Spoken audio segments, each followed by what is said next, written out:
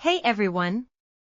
In this video, we'll quickly show you how to build a knowledge graph from your Notion workspace using MockFlow IdeaBoard, all in under 2 minutes.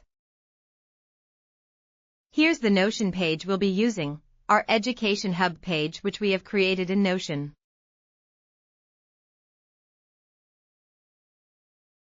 To get started, head into the IdeaBoard editor, click on AI, and then open Connectors. From the list, choose Notion and click Connect. Then, choose your Notion account and click Next.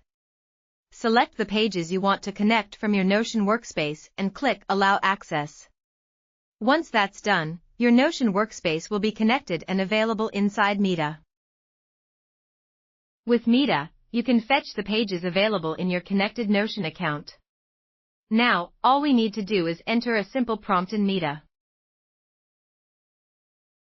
Like, turn my Education Hub page into a knowledge graph.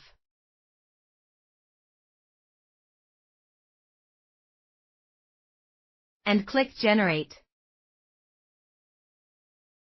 Within a few seconds, MIDA transforms the selected Notion page into a clean, structured knowledge graph.